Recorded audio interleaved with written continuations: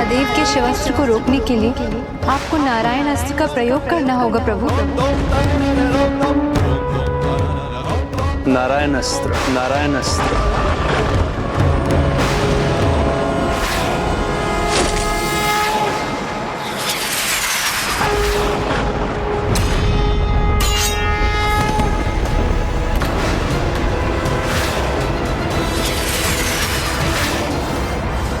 पिताश्री प्रभु महादेव के शिवास्त्र और प्रभु श्री कृष्ण के नारायणास्त्र के कारण ही ऐसी भयावह स्थिति उत्पन्न हुई है। यदि ये दोनों अस्त्र एक दूसरे से टकराए तो संसार में प्रलय आ जाएगा।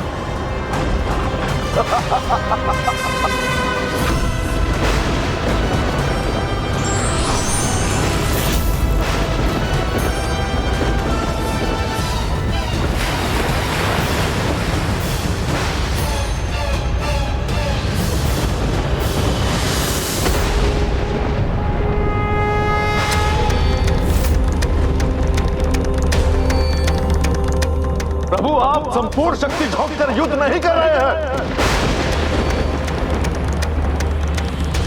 वो तो मैं कर भी नहीं सकता, क्योंकि तुमने मेरी आधी शक्ति को निकल जाने के लिए कहा था। शिव और शक्ति का तो युद्ध नहीं चाहते होंगे आप, इसलिए उचित होगा कि आप यहां से चले जाएं। सोच लो बाणासुर, तुम माँ अर्थात प्रभु महादेव की शक्ति को शोणितपुर से जाने को कह रहे हो। अच्छा, तो मेरा साथ देने का केवल स्वांग कर रहे हैं आप।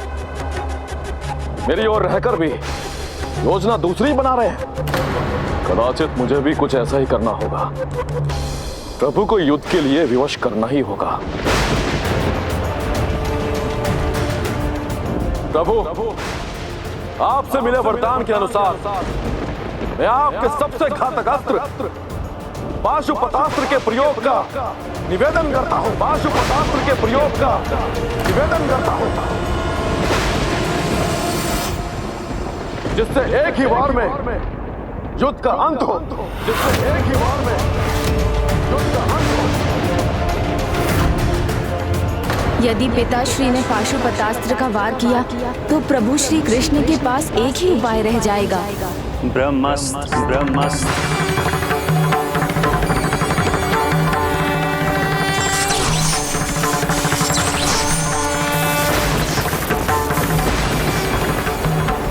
किंतु प्रभु, ब्रह्मांड में दो सर्वाधिक शस्त्र टकराए तो सृष्टि ही नष्ट हो जाएगी।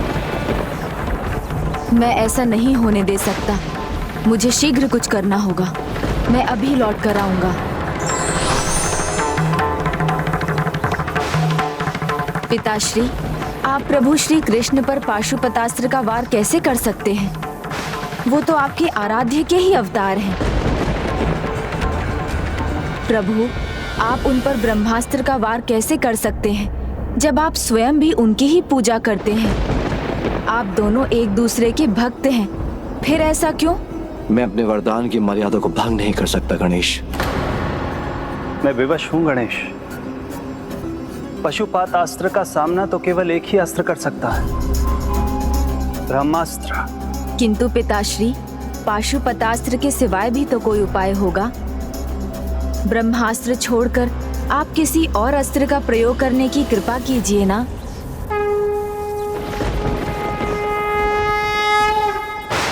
पाशुपतास्त्र, पाशुपतास्त्र।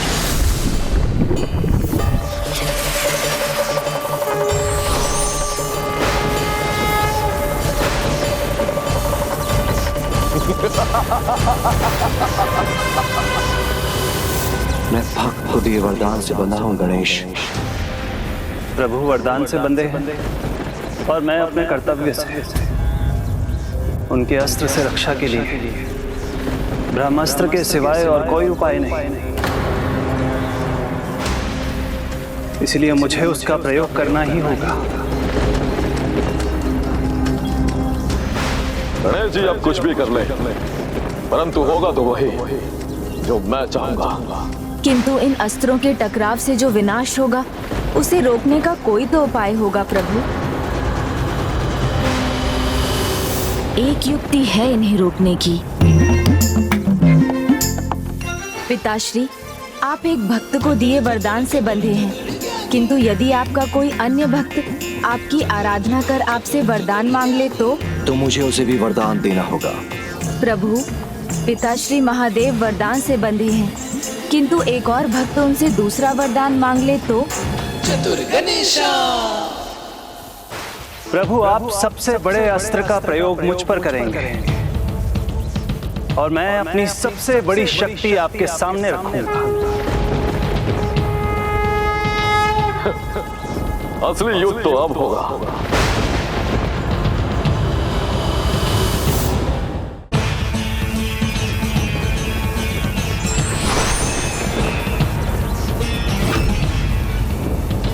और वो शक्ति होगी मेरी भक्ति। भक्ति? वो भला किसी का अस्त्र कैसे हो सकती है? ये कौन सी लीला रच रहे हैं ये दोनों?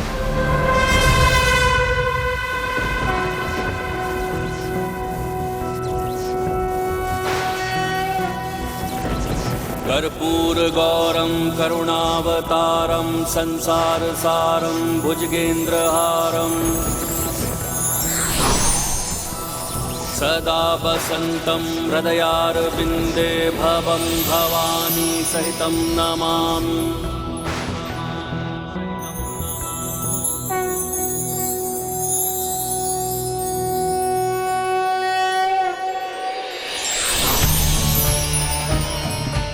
भक्ति भाव से इस स्तुति गान से आपने मुझे अपने हृदय में वास करने का आह्वान किया है।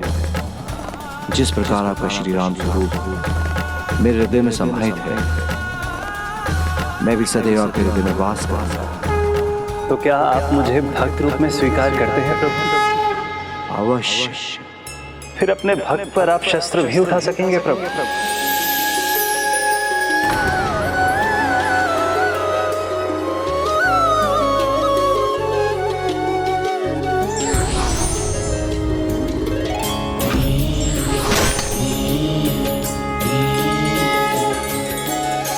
प्रभु, ये क्या कर रहे हैं आप? अपना अस्त्र वापस नहीं कर सकते। मैंने युद्ध करने के लिए कहा है आपसे, वो तो आपको करना ही होगा। मुझे दुविधा में मत डालो बाणासुर, मैं अपने भक्त पर आक्रमण नहीं कर सकता।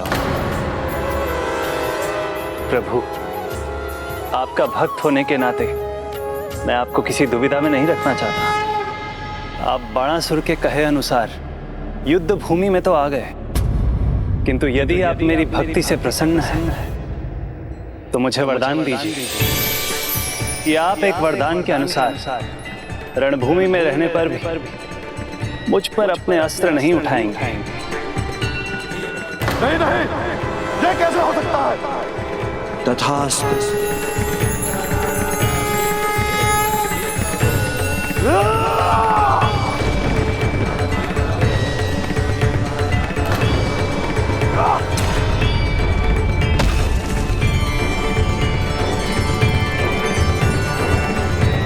महादेव अस्त्र नहीं उठा सकते, किंतु मैं तो उठा सकता हूं।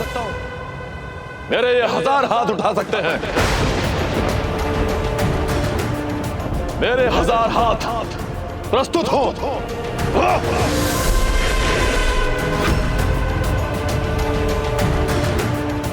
भ्राता कृष्ण, इस दुष्ट को पाठ सिखाने दो मुझे। नहीं दादा, जो ये चाहता है इसे मिलने दो।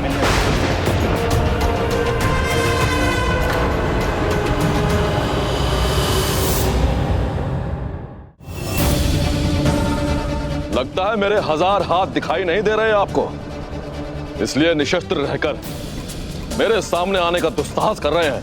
शक्ति शस्त्रों में नहीं, व्यक्ति की इच्छाओं में होती है, और यदि उसी में बुराई तो व्यक्ति कितना भी शक्तिशाली क्यों ना हो, उसकी शक्तियों का ह्रास और पतन तो होना ही है। किंतु मेरा पतन नहीं होगा, कदापि नहीं।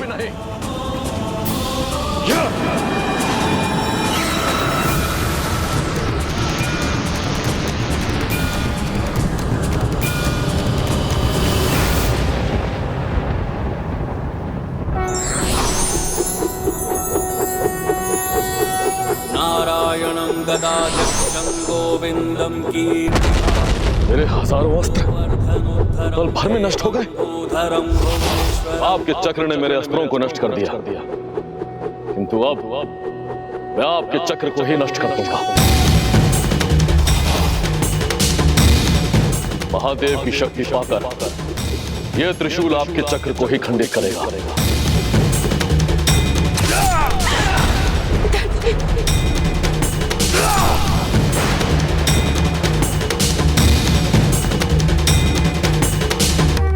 अच्छा होगा मोरा, अपने प्राण बचा के निकल जाना। जाओ, शीघ्र ही तुम्हारे सामने वो योद्धा होगा जो तुम्हारे अहंकार के साथ तुम्हारी 1000 भुजाओं को भी तुमसे विलग कर देगा। इस दुष्ट को इसका उचित दंड मिल रहा है। अभी भी समय है बाणासुर, प्रभु की प्रभुता को स्वीकार कर क्षमा मांग लो। मेरा भक्त है ये, इसे इस प्रकार मृत्यु के मुख में जाते हुए मैं नहीं देख सकता।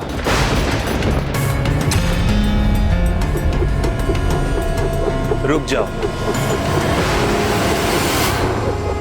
इसे इसकी शेष भुजाओं के साथ जीवित रहने दीजिए।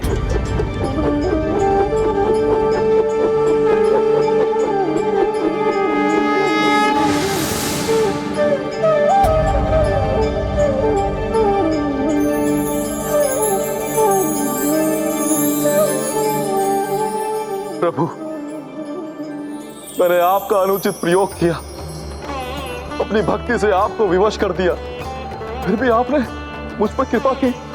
मुझे क्षमा कर दीजिए प्रभु, मुझे क्षमा कर दीजिए। क्षमा, दया, करुणा ये ईश्वर के स्वभाव है बाणासुर, किंतु ये तभी संभव है जब भक्त सभी विकारों को त्याग कर शरणागत हो जाए। ध्यान से देखो, तुम किनसे युद्ध कर रहे थे?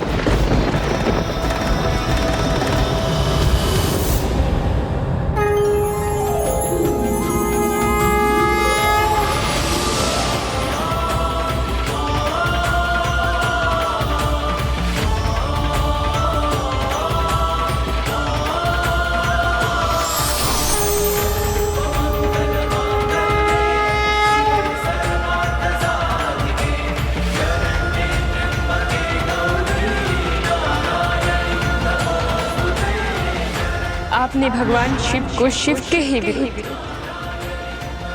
और श्री कृष्ण को कृष्ण के ही विरुद्ध लाकर खड़ा कर। भगवान को ही भगवान के सामने कर ये मैं कैसा घोर पाप कर रहा था।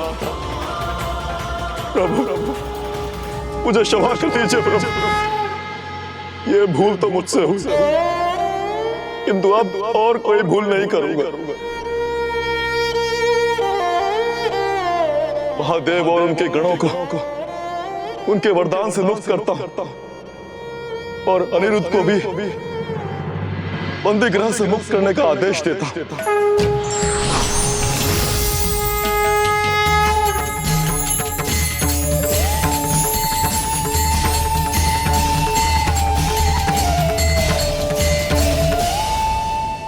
बाणासुर, अपनी भूल को तो स्वीकार कर लिया तुमने, किंतु क्या तुम उस वचन को भी पूरा करने को तैयार हो जो युद्ध से पहले तुमने अनिरुद्ध को दिया था?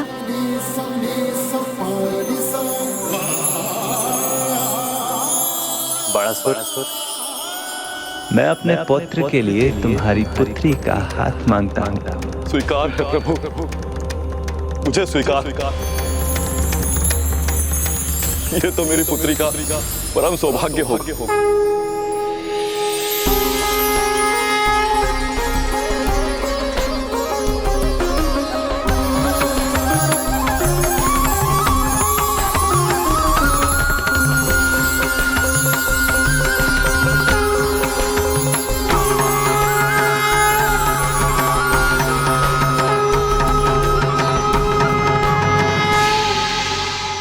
हे विघ्नहर्ता, आपकी सहायता के बिना ये कभी संभव नहीं हो पाता।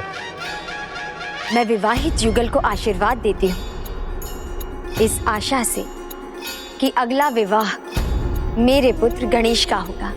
किंतु उससे पहले हमें उस दुष्ट नरकासुर को रोकना है जो उन राजकुमारियों से विवाह करने के लिए उन्हें अपार कष्ट दे रहा है। भक्त की कुशलता है ईश्वर की प्रसन्नता का कारण है। बंदी राजकुमारियों का तप अब अपने चरम पर है। नरकासुर के पापों का घड़ा भर चुका है। उसका अंत अब निकट है। प्रभु, नरकासुर के अधर्म का कारण भी मैं ही हूं। इसलिए मेरी आपसे एक विनती है, उसे भी धर्म के मार्ग पर चलने का एक अवसर तो मिलना चाहिए। कृपया मुझे भी अपने साथ ले चलिए, मैं उसे समझाऊंगा। उचित है बाणासुर, तुम हमारे साथ चल सकते हो। महाराज, महाराज, तुम आए हो तो कोई शुभ समाचार तो अवश्य ही होगा। लगता है हजारों राजकुमारियां मुझसे विवाह करने के लिए तैयार हो गई हैं। महाराज, 1000 राजकुमारियों का तो मुझे ज्ञान नहीं, किंतु आपके मित्र बाणासुर के 1000 हाथ अवश्य कट चुके हैं। ये कैसे संभव है? किसने किया? श्री कृष्ण ने महाराज। शोणितपुर से वो अपनी विशाल सेना के साथ इसी ओर बढ़े होंगे। तो क्या हुआ? मैं अपनी मायावी शक्ति से और विशाल सेना खड़ी कर दूंगा। श्री कृष्ण की सेना उनसे युद्ध करते करते थक जाएगी, किंतु मुझ तक नहीं पहुंच सकेगी। प्रभु, मैं नरकासुर को समझाने का पूरा प्रयास करता हूं। मैं आशा करता हूँ कि नरकासुर का भी हृदय परिवर्तन हो जाए और वो माँ भूदेवी का वो सदाचारी पुत्र बने जिसे उन्होंने बड़ा किया था। पूरा, तुम सेना की कमान संभालो और आगे बढ़ो। तुम्हारे पुत्रों से कहो वो अपनी सेना के साथ चारों दिशाओं में फैल जाएं और श्री कृष्ण की सेना जहां तक पहुंच भी ना सके। अवश्य महाराज, वो सेना यहाँ पहुंचेगी या नहीं ये तुम पर निर्भर है मित्र। मित्र बाणासुर, मैंने तो सुना था लेकिन तुम तो ठीक हो। तुमने उचित सुना था मित्र, और मैं ठीक हूं क्योंकि प्रभु ने मुझे क्षमा कर मुझ पर कृपा की है। तुम बाणासुर ही हो ना? ये बोल मेरे मित्र बाणासुर के नहीं है। मित्र, जब आंखें खुल जाएं और मार्ग साफ दिखाई देने लगे तो चाल और बोल दोनों सीधे हो जाते हैं। इसलिए समय रहते तुम्हारी आंखें भी खुल जाएं तो तुम्हारी सेना और तुम्हारे प्राण भी बच जाएंगे। क्या कह रहे हो बाणासुर, जिसने इंद्र को सज्जा की सामग्री बना दिया, जिसने त्रिलोक को जीता, वो एक कृष्ण से भयभीत होकर पीछे हट जाए? व्यक्ति के सत्कर्म ही उसके साथ रहते हैं मित्र। अहंकार जैसे विकार नहीं। जो परम सत्य है, परमात्मा है, उनको पहचानो और सुधर जाओ। श्री कृष्ण से युद्ध करने के स्थान पर उनके शरणागत हो जाओ मित्र। शरणागत? और मैं? कोई और ऐसा सुझाव देता तो उसकी जीवा कटवा लेता मैं। 1000 हाथ क्या काट दिए, तुम इतने भयभीत हो गए कि श्री कृष्ण का दूत बन के मेरे पास आए हो? दूत नहीं, उनका भक्त बनकर आया हूं। शत्रु के दूत या भक्त, जो भी हो तुम, तुम्हारी यहां कोई आवश्यकता नहीं है। पूरा, इससे पहले मैं इसका वध कर दूं, मेरी आंखों के सामने से ले जाओ उसे। सैनिकों, किंतु मित्र मेरी बात समझने का प्रयास करो। मित्र मेरी बात सुनो।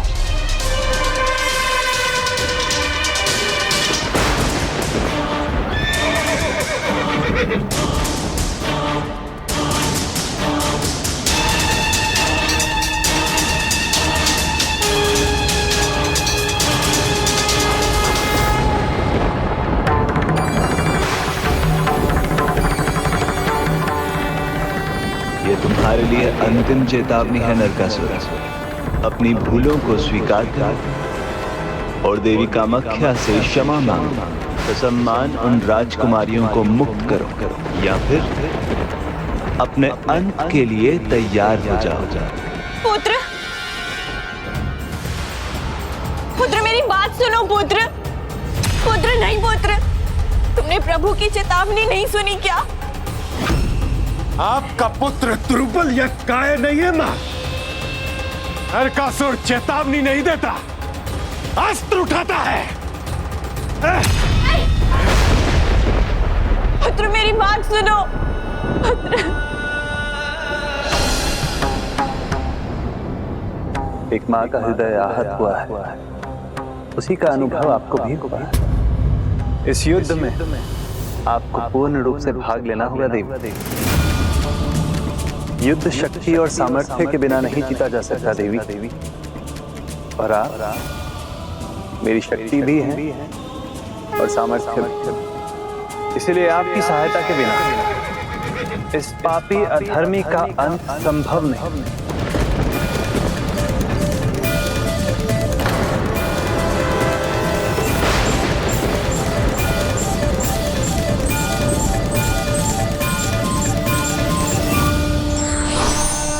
भूल करना मनुष्य की प्रवृत्ति है और क्षमा ईश्वर की प्रकृति।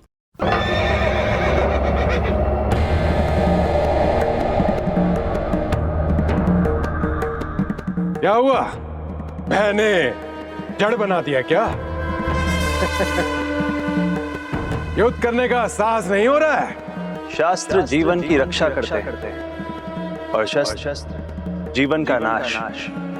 अहंकार में उठाया गया शस्त्र उसी की शक्ति को नष्ट कर देता है। और रही मेरी शक्ति तो वह स्वयं मेरे साथ आई, मेरी विजय में सहायक बने। पहले मेरे सेनापति मुरा को तो पराजित कीजिए श्री कृष्ण, फिर विजय की बात कीजिएगा। लाओ अपनी पत्नी को भी लाओ, जिसे तुम अपनी अर्धशक्ति भी कहते हो। अहंकार में फिर भूल कर बैठा ये दुष्ट।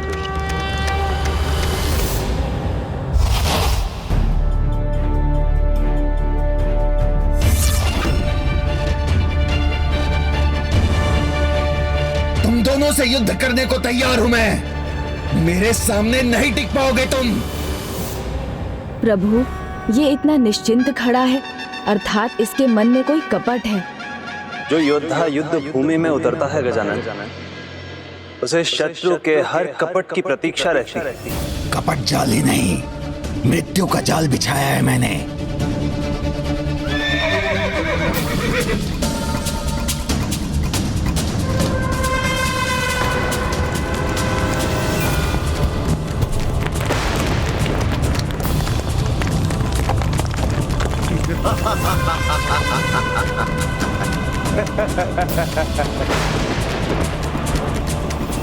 अपने सबसे भयंकर अस्त्रों का प्रयोग करूंगा मैं।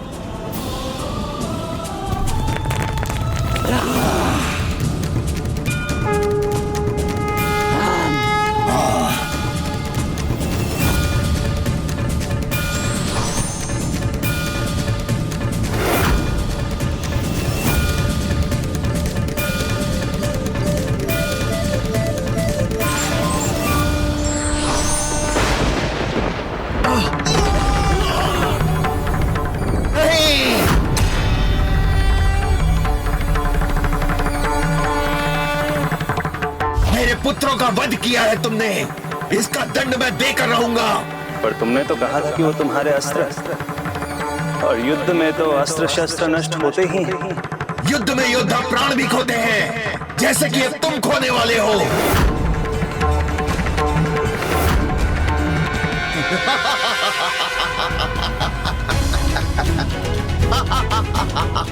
मेरे पुत्रों के वध का प्रतिशोध तो मैं लेकर रहूंगा। तुम्हारी पत्नी तुम्हारी शक्ति और सहयोगिनी है ना, तो मैं उसे ही आहत करूंगा। मेरी अर्धांगिनी मेरी अर्धशक्ति है, वो स्वयं सक्षम है। निशस्त्र ही तुम्हारे अस्त्र को रोक सकती है।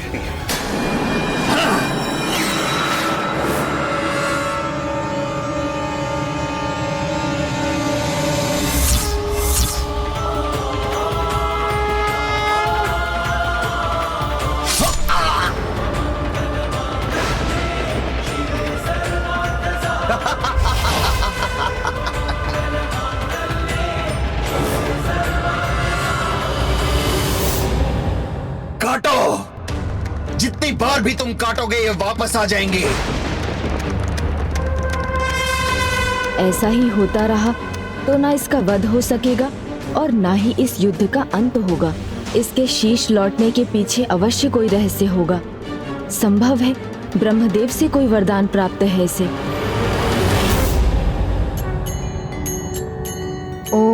ब्रह्मदेवाय नमः। ओम ब्रह्मदेवाय नमः। प्रणाम ब्रह्मदेव। पुत्र गणेश, मैं तुम्हारी क्या सहायता कर सकता हूँ? प्रभु, मूरा के पास ऐसी कौन सी शक्ति है जिसके कारण वो अभी तक सुरक्षित है? मूरा के 5 शीश उसकी 5 इंद्रियों के विकार हैं, तो उसका वध तभी हो सकेगा जब प्रभु श्री कृष्ण कामदेव के 5 बाणों को एक साथ उस पर छोड़ेंगे।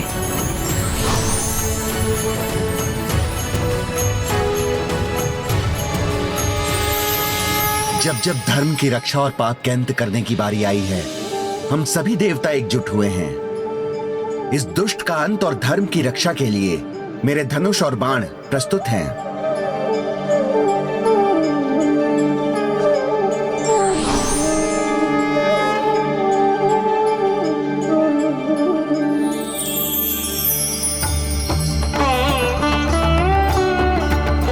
आपके मार्गदर्शन के लिए धन्यवाद प्रभु।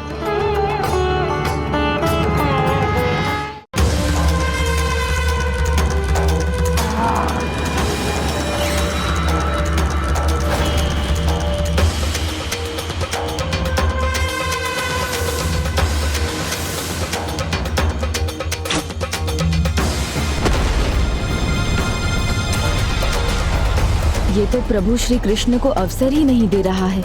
मुझे ही कुछ करना होगा। चट्टानों की कमी नहीं है यहाँ। तुम एक नष्ट करोगे, मैं 2 और फेंकूंगा। क्या करूं? मुझे कोई युक्ति लगानी होगी।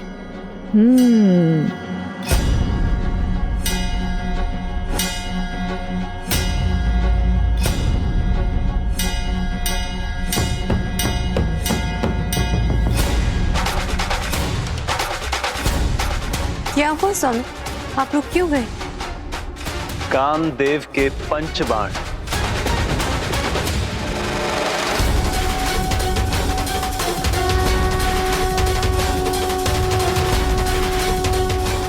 आखिर विघ्नहर्ता गणेश विघ्न मिटाने के लिए पहुंच ही गए।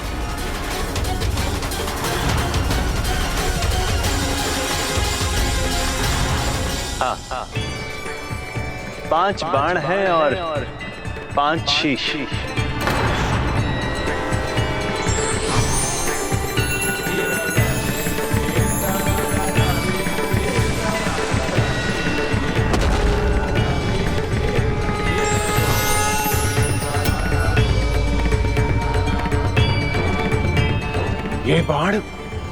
ये बाण तो दिव्य लग रहा है।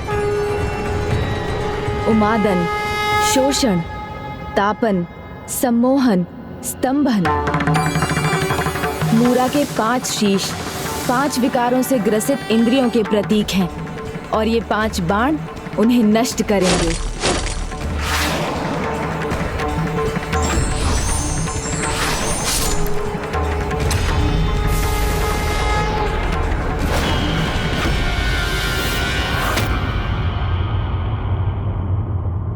प्रभु, मूरा के वध से आपने प्रमाणित कर दिया है कि बुराई कितनी भी शक्तिशाली क्यों ना लगे, किंतु विजय सदा अच्छाई की ही होती है। इसलिए आज से आप मुरारी नाम से भी जाने और पूजे जाएंगे। प्रभु श्री कृष्ण मुरारी की जय। प्रभु श्री कृष्ण मुरारी की जय। प्रभु श्री कृष्ण मुरारी की जय। शांत हो जाओ तुम सब, अपनी शक्तियां बचा के रखो, क्योंकि शीघ्र ही तुम्हें मेरा जयकार करना होगा तुम सबको।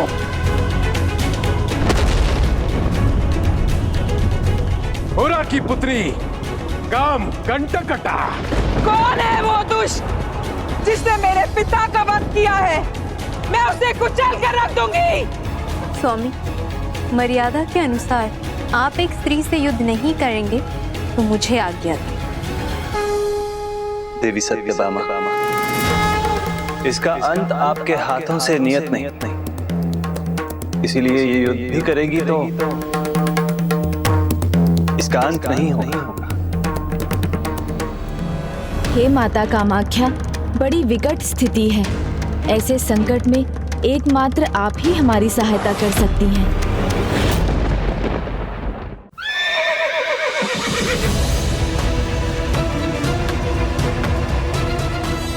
आपके पिता को मैंने इस मृत्यु लोक से मुक्ति दी।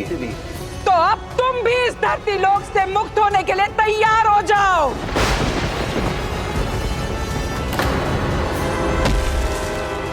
अब मैं दया नहीं करूंगी, तुम्हें अपने पांव के नीचे कुचल कर रख दूंगी।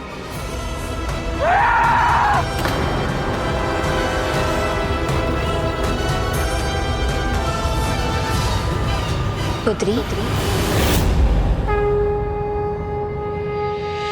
ये क्या कर रही हो तुम? अपने भावी संबंधी को हानि पहुंचाना चाहती हो? भविष्य में इनके संबंधी महाबली भीम के पुत्र घटोत्कच से तुम्हारा विवाह होने वाला है। तुम्हारे पुत्र स्वयं नारायण के अंश बर्बरिक होंगे, जिन्हें कलयुग में खाटू श्याम के नाम से जाना जाएगा। तो अपने पांव से अपने भविष्य को ठोकर मारने की भूल मत करो। ध्यान से देखो और पहचानो, स्वयं नारायण श्री हरि तुम्हारे सामने है।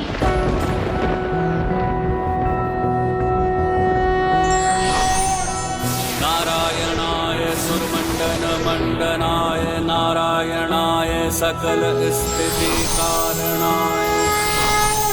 क्षमा कीजिए प्रभु,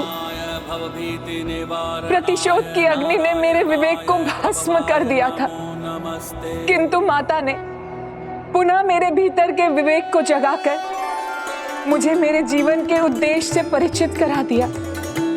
मैं तुम्हें आशीष देता हूँ। माता कामाख्या ने जो भी कहा है वो अवश्य पूर्ण हो।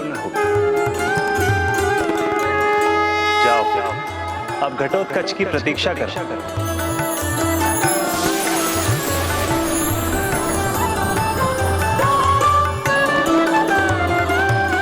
आज्ञा दे प्रभु।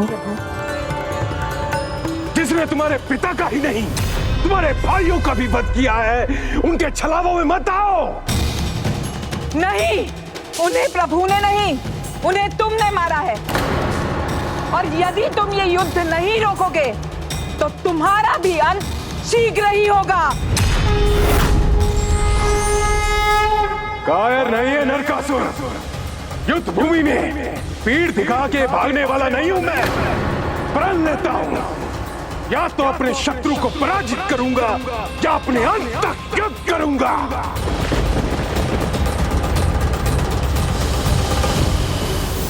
प्रभु, इसने स्वयं अपने पापों का घड़ा भर लिया है। इसे इसके पापों से मुक्त कर दीजिए प्रभु। इसे इसके पापों से मुक्त कर दीजिए प्रभु। नारायण मंडनाय नारायणाय सकल स्थिति कारणाय नारायणाय भवभीति निवारणाय नारायणाय प्रभवाय नमो नमस्ते।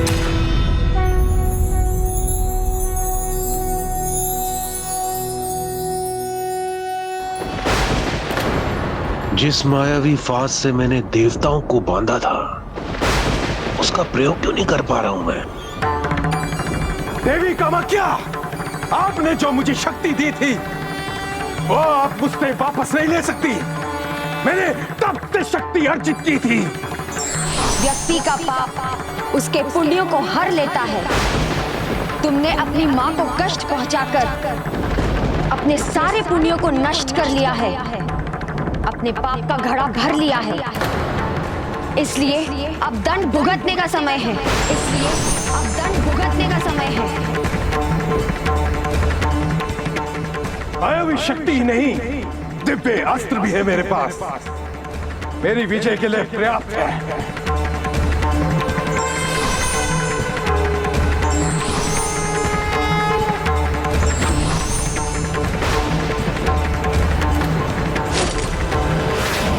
चला दो जो भी तुम्हारे मार्ग के सामने आए।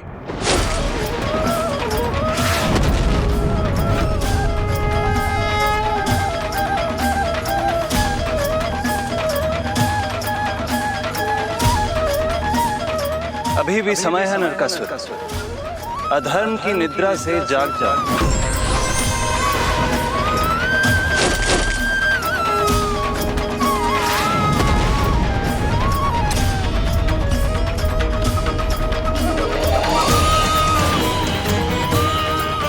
तुम्हारे सभी दिव्य अस्त्र नष्ट हो गए हैं नरकासुर। जब तक श्वास चलती रहेगी तब तक युद्ध करता रहूंगा मैं। निशस्त्र योद्धा पर वार करना मेरी युद्ध मर्यादा के विरुद्ध है, इसलिए या तो अपनी पराजय स्वीकार करो या मुझसे कोई अस्त्र मांगो। न भिक्षा न दया, नरकासुर ने इनसे मिले कोई वस्तु कभी स्वीकार नहीं की, न कभी करेगा। निशस्त्र नहीं हूं मैं, मेरे पास अस्त्र है। उसकी पराजय सामने है, किंतु अहंकार अभी भी नहीं त्यागा नरकासुर ने।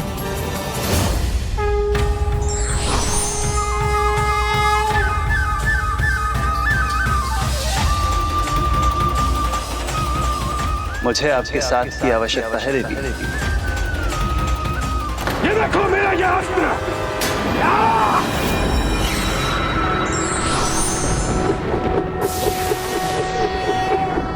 शांताकारं भुजगशयनं पद्मनाभं सुरेशं विश्वाकारं गगनसदृशं मेघवर्णं शुभांगं लक्ष्मीकान्तं कमलनयनं योगिहृदध्यानगम्यं वन्दे विष्णुं भवभयहरं सर्वलोकैकनाथम्।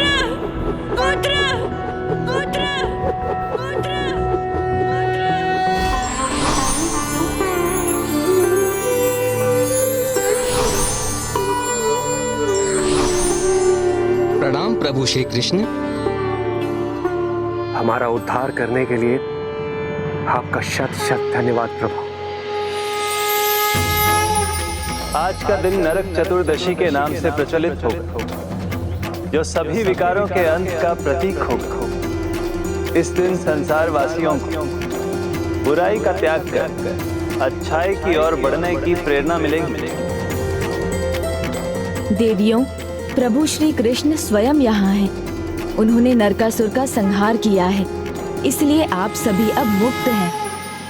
नरक चतुर्दशी के अवसर पर चंद्र के प्रकाश के नीचे और सूर्योदय से पहले जो भी अभ्यंग स्नान करेंगे वो कभी बुराई से आकर्षित नहीं होंगे, सदा अच्छाई के पथ पर चलेंगे और उनका सदा कल्याण होगा। किंतु प्रभु, हमारा कल्याण कैसे होगा?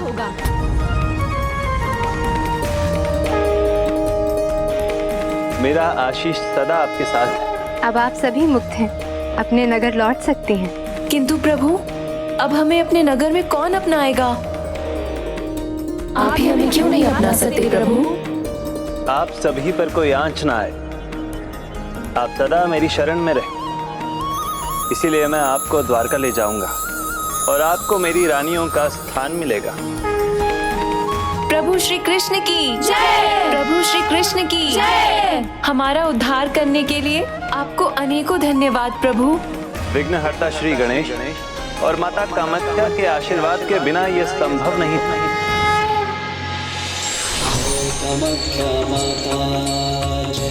प्रणाम माता। अच्छे कर्मों का फल सदा अच्छा मिलता है और आप सभी ने प्रभु का नाम हृदय से जापा है, इसलिए आपसे प्रभु का नाम जुड़ा है। आज के बाद से जो सच्चे मन से अपने दोषों को छोड़कर मेरे कामाख्या धाम आएंगे, उन्हें सिद्धियां और मोक्ष प्राप्त होंगी। हमारा जीवन सार्थक हुआ। प्रभु ने हमें अपना नाम देकर हमें मोक्ष दिया। हम कृतार्थ हो गईं। पुत्र गणेश, अब तुम्हारी पूर्णता पाने का समय है। अर्थात अब विघ्नहर्ता श्री गणेश जी का विवाह होने वाला है। ये तो होना ही था प्रभु, तो आप संकोच मत कीजिए, हमें चलना चाहिए। कैलाश में सभी आपकी प्रतीक्षा कर रहे होंगे। प्रभु, आज देवी सत्यभामा के साथ युद्ध भूमि में उतरकर आपने प्रमाणित कर दिया है कि आपकी अर्धांगिनी आपको पूर्ण करती है। प्रभु, माता सत्यभामा, माता कामाख्या, आपके आशीष से मेरा विवाह भी निर्विघ्न संपन्न होगा। प्रभु कितने चाव से विवाह करने की शीघ्रता में है। विघ्नहर्ता गणेश जी, आपके विवाह में भला विघ्न कैसे आ सकता है? जो संसार में अपने सभी भक्तों का विघ्न हरते आए हैं, भला उनके सामने कोई विघ्न कैसे टिक सकता है? आपने मूरा के वध में मेरी सहायता की, जिससे मुझे मुरारी नाम प्राप्त हुआ। संभव है अब आगे जो होगा उससे आपको भी एक नया नाम प्राप्त होगा। अब तो मुझे लग रहा है जैसे आपको भी किसी विघ्न का आभास हो गया हो। ओम श्री गणेशाय नमः। ओम श्री गणेशाय नमः।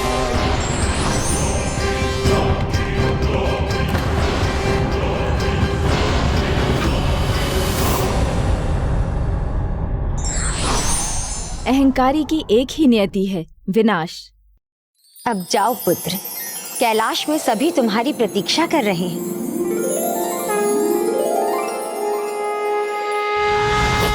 यही मेरे पूर्ण दर्शन है, देवी रिद्धि और देवी सिद्धि। इनसे ही मैं संपूर्ण होता हूँ, जैसे तुम होगे। जब तुम्हारा विवाह देवी रिद्धि और सिद्धि से संपन्न होगा, तुम्हें पूर्णता पाने के लिए उनसे निसंकोच विवाह करना चाहिए।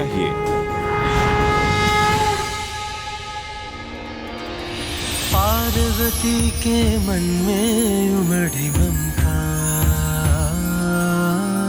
माँ की गोद में आए। प्रणाम माँ। आओ पुत्र। अद्भुत बालक फरमान। गणेश जी को सर्वप्रथम हल्दी मैं ही लगाऊंगा। गणेश जी को सर्वप्रथम हल्दी तो हम ही लगाएंगे। जग में उसे बनाती, हाँ प्रथम देव। ये तो माँ का अधिकार है। सर्वप्रथम अपने पुत्र को हल्दी लगाने का सौभाग्य तो मुझे ही मिलना चाहिए। किंतु हल्दी क्यों लगा रहे हैं? और माँ, कैलाश में इतनी सज्जा क्यों है?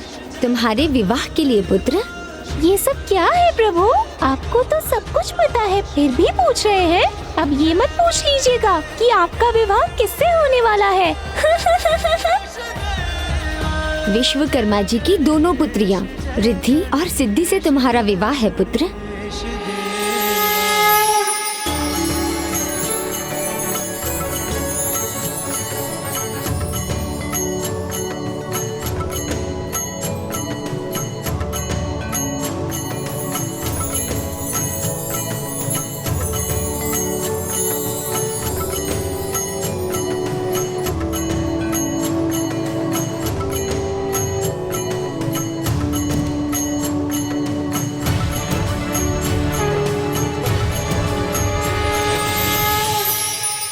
शीघ्रता कीजिए और आप जाकर वो कार्य संपन्न करवाइए।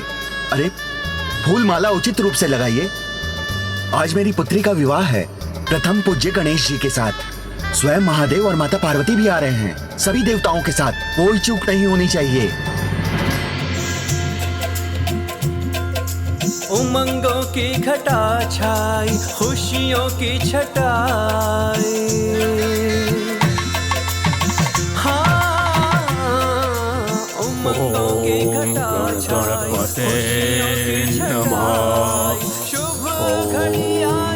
गणपते नमः। ढोल बजी, शहनाई बजी, बड़ी मंगल। प्रभु ये क्या हो रहा है? मेरे पाँव बार बार अनुचित दिशा में क्यों उठ रहे हैं? रुक जाइए।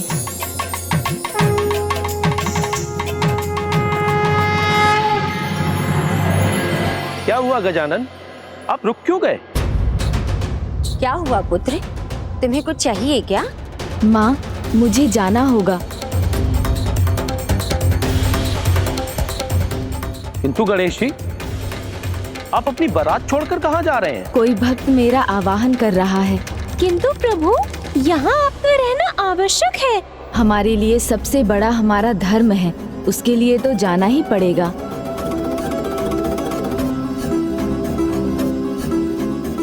गणेश ने उचित कहा, उसे जाना ही होगा।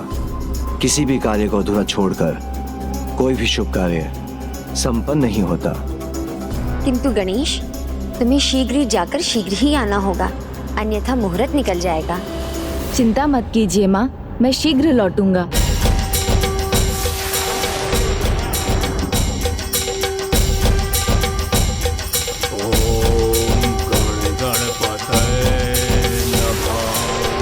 वत्स, आंखें खोलो। मैं तुम्हारी भक्ति से प्रसन्न हुआ।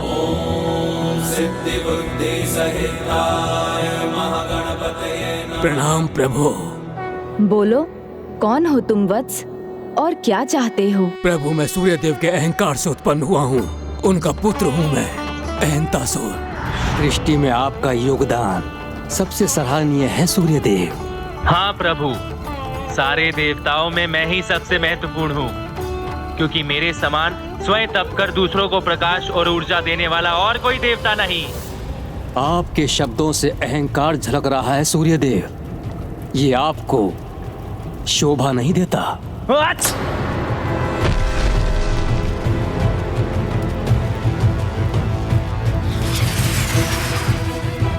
ये आपके अहंकार से उत्पन्न हुआ है सूर्यदेव। ये शोभनीय लगते हुए भी अंधकार में है। ये सभी को स्मरण कराएगा कि अहंकार से दूर रहना चाहिए। इसलिए इसका नाम होगा अहंतासुर।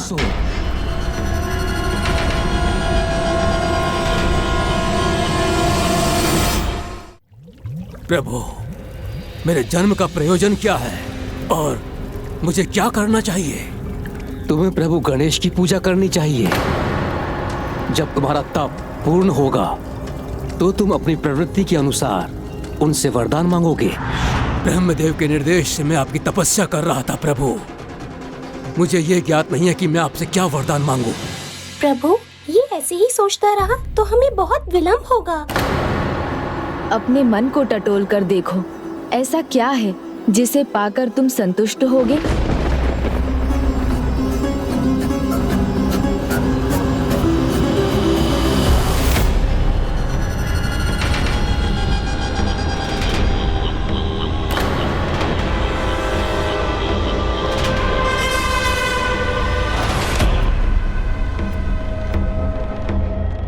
मैं सूर्यदेव का पुत्र हूँ प्रभु। जिस प्रकार मेरे पिता का प्रताप तीनों लोकों में है, मैं चाहता हूँ कि मेरा प्रताप भी त्रिलोक में हो। इसलिए प्रभु, आप मुझे ये वरदान दें कि ऐसा कोई भी जिसका शरीर हो, वो देवता हो या मनुष्य हो, गंधर्व हो या किन्नर हो, पशु हो या नाग हो, मुझे कोई भी क्षति नहीं पहुंचा सकता। सोचिए मत प्रभु, शीघ्रता कीजिए, हमें देर हो रही है। तथास्तु। धन्यवाद प्रभु।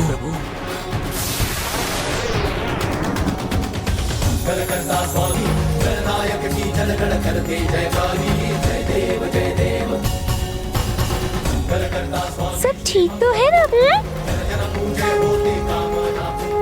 दुल्हन को बुलाइए।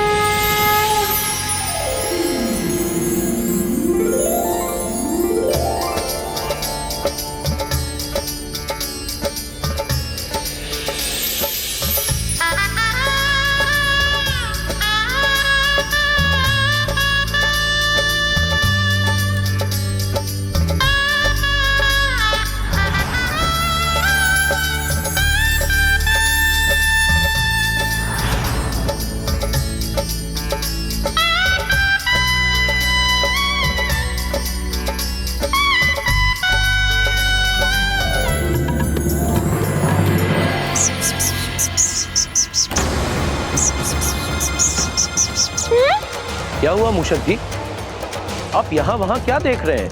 नंदी जी, पता नहीं क्यों मुझे किसी विघ्न का आभास हो रहा है। क्या मूषक जी, विघ्नहर्ता के विवाह में भला कोई कैसे विघ्न डाल सकता है? संभव है नंदी जी।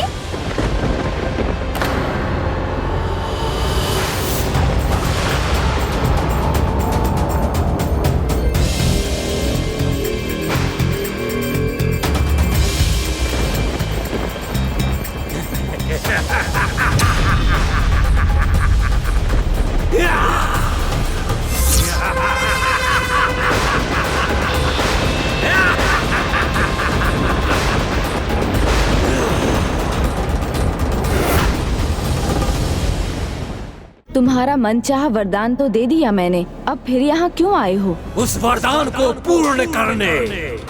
तीनों लोकों पर विजय प्राप्त करने और देवताओं को पराजित करने। विघ्नहर्ता गणेश जी के विवाह में विघ्न बनने का तुम्हारा यह दुस्साहस कहीं तुम्हारे वरदान को अभिशाप न बना दे। चेतावनी दे रहा हूं तुम्हें, शांति पूर्वक यहाँ से चले जाओ, अन्यथा परिणाम बहुत बुरा होगा। अपना परिणाम तो मैं तय कर चुका हूँ, गणेश जी से वरदान प्राप्त करके। बहुत हुआ।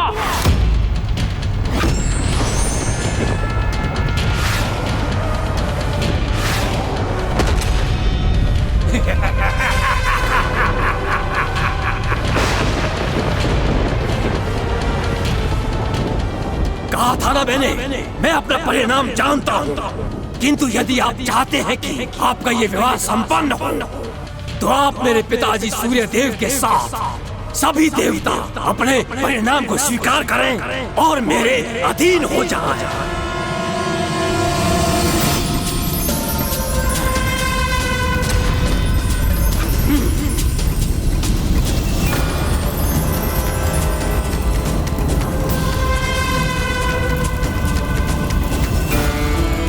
कोई भी शरीरधारी, चाहे वो मनुष्य हो या देवता, कोई गंधर्व हो या किन्नर, नाग हो या कोई भी पशु, मेरा कोई भी कुछ बिगाड़ नहीं सकता।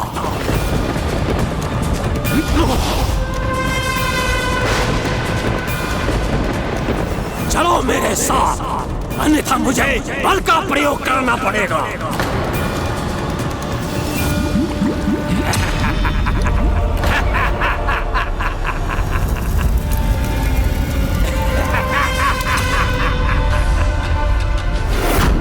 प्रभु, ये तो आपके वरदान का दुरुपयोग कर रहा है।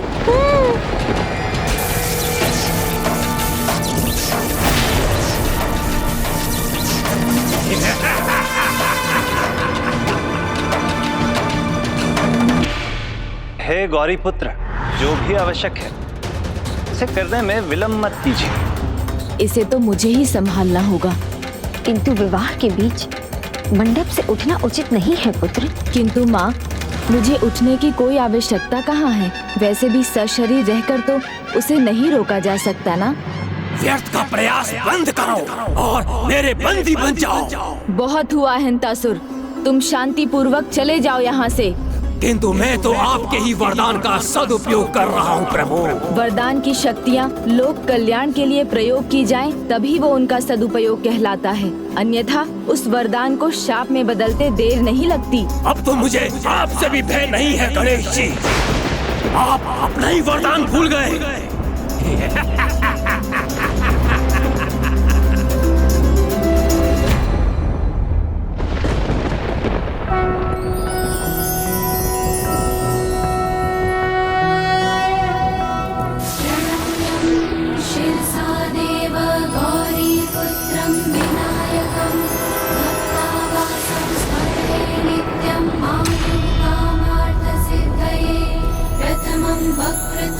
धूम्र से उत्पन्न हुए शरीर रहित स्वरूप है पुत्र गणेश का। ये इसका 8वां अवतार होगा, इसलिए इसका नाम होगा धूम्रवर्ण गणेश। धूम्रवर्ण गणेश। मैं तो बस धूम्र हूँ, धूम्रवर्ण गणपति हूँ। शरीर नहीं है मेरा, बस एक आकार है। मेरे द्वारा तो तुम्हारा अंत हो सकता है ना हिंतासुर?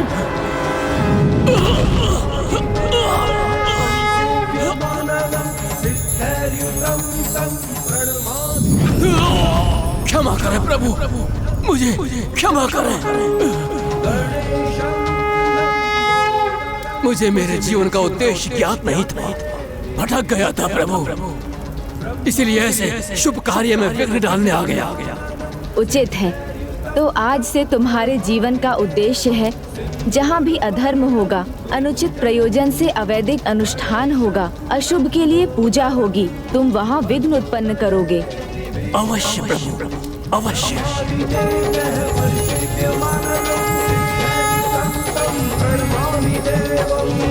ओम नमस्ते गणपतये त्वमेव प्रत्यक्षं तत्त्वमसि त्वमेव केवलं कर्तासि त्वमेव केवलं भर्तासि त्वमेव केवलं हर्तासि त्वमेव सर्वं खल्विदं ब्रह्मासि त्वं साक्षादतुमासि नित्यमृतं वच्मि सत्यमवच्मि अव त्वं मा अववक्तारम् अवश्रोतारम् अवधातारम् अवधातारम् अवानुचानमवशिष्यम्।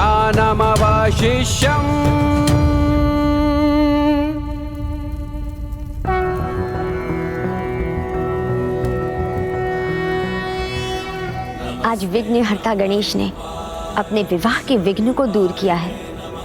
उसी प्रकार किसी भी शुभ कार्य में अर्थात विवाह, पूजा, अनुष्ठान आदि में जो भी गणेश की पूजा करेंगे, विघ्नहर्ता उनके सारे विघ्न हर देंगे।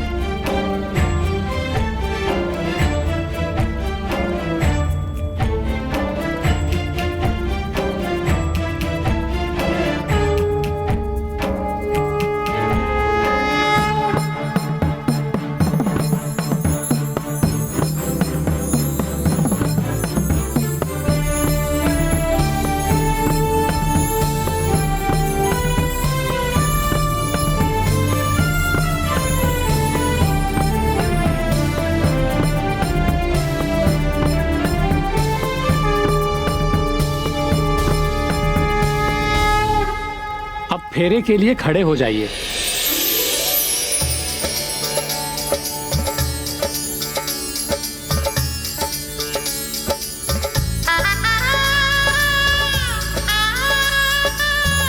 अब कन्याएं आगे आइए।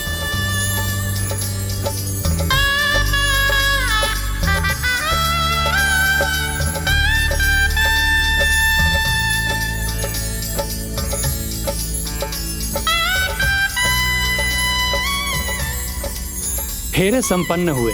अब वर वधू सभी से आशीर्वाद लीजिए।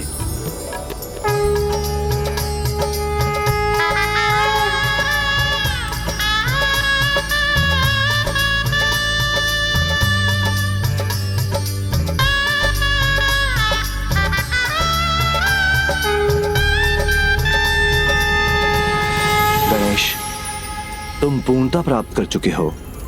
अब रिद्धि सिद्धि पुत्रियों के साथ प्रथम पूज्य सिंहासन पर विराजमान हो।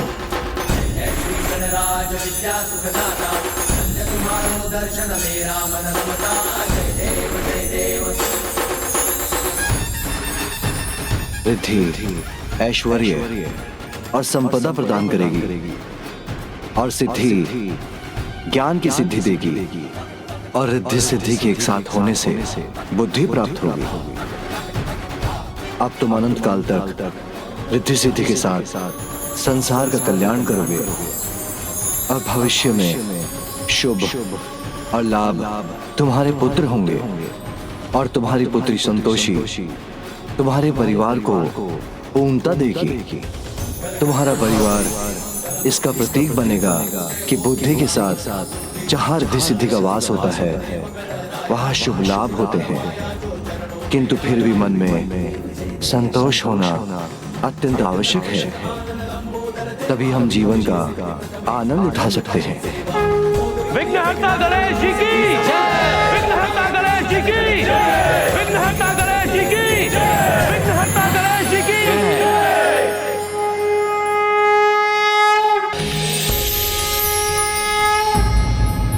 कल्याण उसी का होता है जो अपने विकारों को वश में कर ईश्वर के शरणागत हो जाए।